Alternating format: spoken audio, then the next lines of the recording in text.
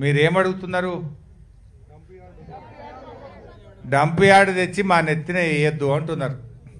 మా నల్లవెల్లి, ప్యారానగరు, మా గుమ్మడిదల మండలం అంతా ఆగమైపోతుంది. ఆ డంప్ యార్డ్ ఇక్కడ వేస్తే మా భూగర్భ జలాలు కలుషితమైపోతాయి. ఈ చుట్టుపక్కల పర్యావరణం దెబ్బతింటుంది. మా పిల్లల ఆరోగ్యాలు దెబ్బతింటాయి. మాకు లేని రోగాలు వస్తాయి. ఆ నర్సాపూర్ చెరువు ఇవాళ పర్యాటకానికి చిరునామాగా ఉన్నటువంటి నర్సాపూర్ చెరువు రేపు పూర్తిగా కలుషితమైపోతుంది. మాకు ఈ గుమ్మడిదల మండలమే ఆగమవుతుంది కనుక ఈ డంప్ యార్డు వద్దు అని మీరు అంటున్నారు.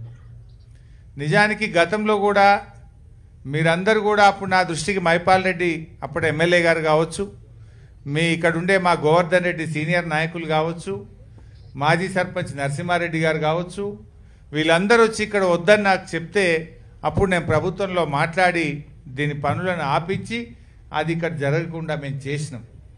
కానీ ఇప్పుడు ఎట్లా చేస్తుందంటే ఏదో ఎమర్జెన్సీ లెక్క అర్ధరాత్రి 12 గంటలకు వచ్చి ఊర్ల మీద పడి 100-150 మంది మగోళ్ళని ఎత్తుకపోయి సంగారెడ్డిలో పోలీస్ స్టేషన్లో పెట్టిండ్రు. ఒకటేసారి దొంగలు ఊరి మీద పడ్డట్టు 1000 మంది పోలీసు వాళ్ళు, 400-500 టిప్పర్లు రాత్రికి రాత్రి పనులు చేసి ఈ మొత్తానికి ఈ డంప్ యార్డ్ను పెట్టేటువంటి ఒక కుట్రను ఈ కాంగ్రెస్ ప్రభుత్వం చేస్తూ ఉంది. మీరెక్కడైనా ఊర్లు లేని కాడ, ప్రజలు లేని కాడ, ఎవరికి ఇబ్బంది లేని కాడ పెట్టాలి. ఇక్కడే మీరు ప్రజల్ని అడగలే, ప్రజల అభిప్రాయం తీసుకోలే. ఏమనంటే 2008లో రాజశేఖర రెడ్డి గారు ఉండగానే పెట్టినాం, అది అప్పటిదే 2008కేలు ఉన్నది అని చెప్పి కొత్త కథలు చెప్తున్నారు.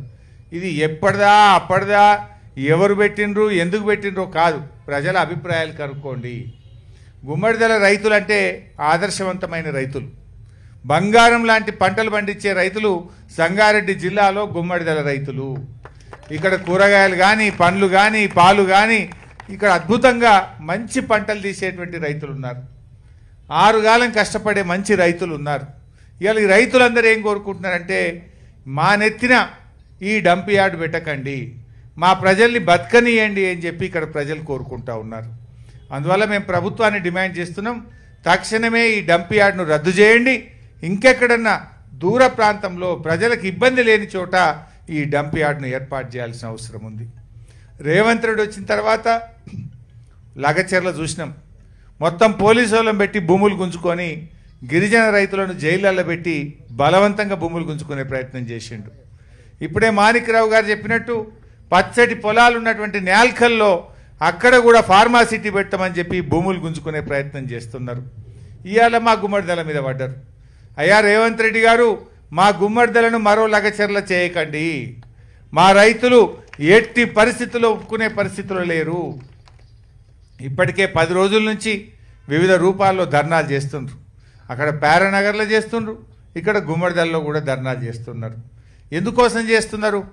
ఇదంతా రేపు మా పిల్లల భవిష్యత్తు దెబ్బతింటుంది, మా ఆరోగ్యాలు దెబ్బతింటాయి, మా పంటలు దెబ్బతింటాయి, మా భూములు దెబ్బతింటాయి, మా చెరువులు దెబ్బతింటాయి, మా భూములు దెబ్బతింటాయి, మేము ఆగమైపోతామని చెప్పి ఇలా వద్దంటా ఉన్నారు. నువ్వు ఆలోచించి వెంటనే ఈ నిర్ణయాన్ని వెనక్కి తీసుకోవాలి. ఏంది పోలీసు వాళ్ళు ఏంది ఇందిరమ్మ రాజ్యం అంటావు. ఎందుకట ఇందిరమ్మ ఎమర్జెన్సీ పెట్టిందట, ఇప్పుడు కూడా ఒక ఎమర్జెన్సీని తలపించే విధంగా ఉన్నది గుమ్మడిదల. 1000 పోలీసు వాళ్ళ, 2,000 పోలీసు వాళ్ళ, ఊళ్ళే మంది ఎందరు ఉన్నారో పోలీసు వాళ్ళకి అంతమంది పెట్టిండ్రు.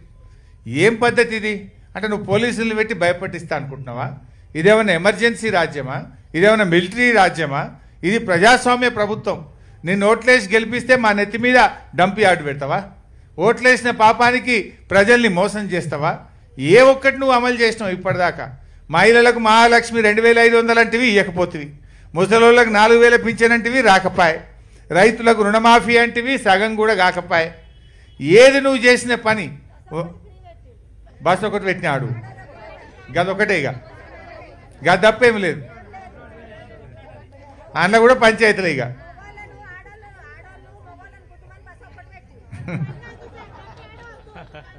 సో ఈ రకంగా ప్రజల్ని ఇబ్బంది పెడుతున్నావు.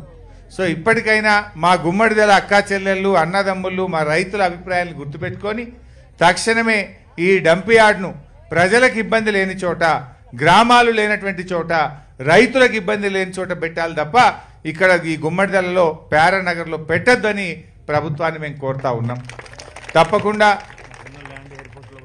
తప్పకుండా మీ యొక్క అంశాన్ని రేపు అసెంబ్లీలో కూడా మాట్లాడతాం.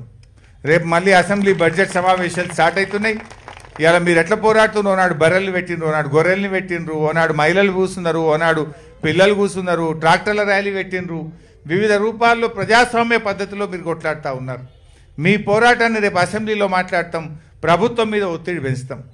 ఎయిర్ ఫోర్స్ వాళ్ళు కూడా చెప్తున్నారు, ఇట్లా ఎయిర్ ఫోర్స్ ఉన్న కాడ 10 కిలోమీటర్ల చుట్టూలో డంప్ యార్డ్ పెట్టద్దు, మా విమానాలకు పక్షులు అడ్డం వస్తాయి, మాకు ఫ్లయింగ్ జోన్ ఎఫెక్ట్ అవుతుంది అని ఎయిర్ ఫోర్స్ అకాడమీ వాళ్ళు కూడా చెప్తున్నారు.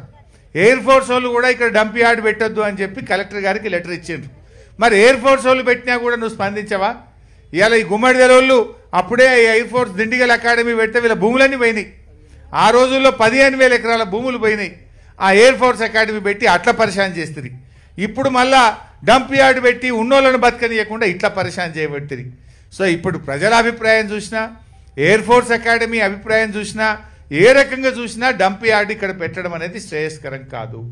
ఆలోచన విరమించుకోండి, మీ టిప్పర్లు వాపస్ తీసుకోండి, మీ పోలీసు వాళ్ళందరినీ కూడా వెనక్కు తీసుకొని ఇక్కడ ప్రజాస్వామ్య పద్ధతుల్లో ప్రజల ఆలోచనల్ని గౌరవించాలని చెప్పి కూడా ఈరోజు మేము డిమాండ్ చేస్తూ ఉన్నాం.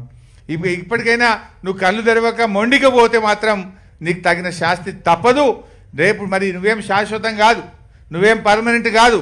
కానీ ఇట్లా నువ్వు నీ చేతుల అధికారం ఉందని పోలీసు వాళ్ళని పెట్టో, మిలిటరీని పెట్టో బలవంతంగా పనిచేయదు. కోర్టు ఆర్డర్ ఇచ్చింది కదా, కోర్టు ఆర్డర్ ఇచ్చినాకనే బుద్ధి రాదా నీకు? హైకోర్టు చెప్పినాక కూడా పనులు ఎట్లా కొనసాగిస్తావు? హైకోర్టు పనులు ఆపండి అని చెప్పింది. ఒక్కసారి కాదు 2 సార్లు చెప్పింది. ఇవాళ కోర్టు చెప్పిన తర్వాత మీరు పనులు ఎట్లా ఎందుకు ఆపరు? పనులు ఎట్లా కొనసాగిస్తారు? మీరు ఇంకా బోర్లు వేస్తున్నారు అక్కడ, ఇంకా రోడ్లు వేస్తున్నారు అక్కడ. ఎట్లా రోడ్ వేస్తారు? హైకోర్టు యాజ్ ఇట్ ఈజ్ ఆపండి, సర్వే చేయండి, ప్రజల అభిప్రాయాలు తీసుకోండి, ఈ ఎయిర్ ఫోర్స్ అకాడమీ ఇచ్చిన అభిప్రాయాన్ని దృష్టిలో పెట్టుకోండి అని కోర్టు చెప్పినాక కూడా మీరు ఇంకా కూడా రోడ్లు వేస్తూ ఉన్నారు. తక్షణమే ఆ రోడ్డు పనులు ఆపాలి. నేను అడుగుతున్న జిల్లా కలెక్టర్ గారిని, రేపు మీరే బాధ్యత వహించాల్సి ఉంటుంది. రేపు కోర్టు నిన్నే హైకోర్టుకు పిలుస్తుంది. రేపు కలెక్టర్గా హైకోర్టు ఆర్డర్ను అమలు చేయకపోతే ఆ బాధ్యత కలెక్టర్ గారి మీదనే ఉంటుంది. నేను హెచ్చరిస్తా ఉన్న సంగారెడ్డి జిల్లా కలెక్టర్ను, హైకోర్టు ఉత్తర్వులను గౌరవించండి, ఆ రోడ్డు పనులను వెంటనే ఆపాలని చెప్పి నేను జిల్లా కలెక్టర్ గారిని హెచ్చరిస్తా ఉన్నా. అదేవిధంగా జిహెచ్ఎంసీ కమిషనర్ గారు, రేపు మీరు కూడా రెస్పాన్సిబుల్ అవుతారు. బలవంతంగా మీరు పనులు జరిపి ఈ ప్రజల్ని ఇబ్బంది పెట్టద్దు. రేపు హైకోర్టులో మీరు బోన్లో నిలబడాల్సిన పరిస్థితి వస్తుంది.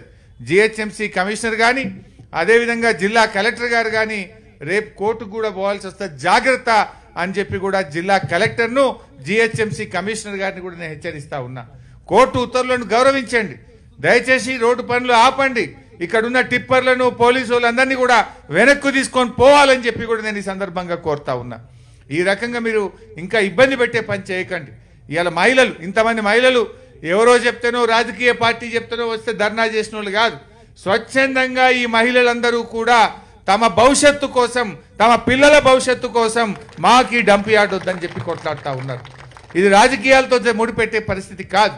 నిజాయితీగా మహిళలు, అన్ని వర్గాల ప్రజలు, అన్ని పార్టీల రైతులు అందరూ కలిసి ఈ డంప్ యార్డ్ మాకు వద్దని మాట్లాడుతున్నప్పుడు ప్రభుత్వం దిగి రావాలి, ఈ డంప్ యార్డ్ పనులు నిలిపివేయాలని చెప్పి నేను రేవంత్ రెడ్డిని డిమాండ్ చేస్తున్నా.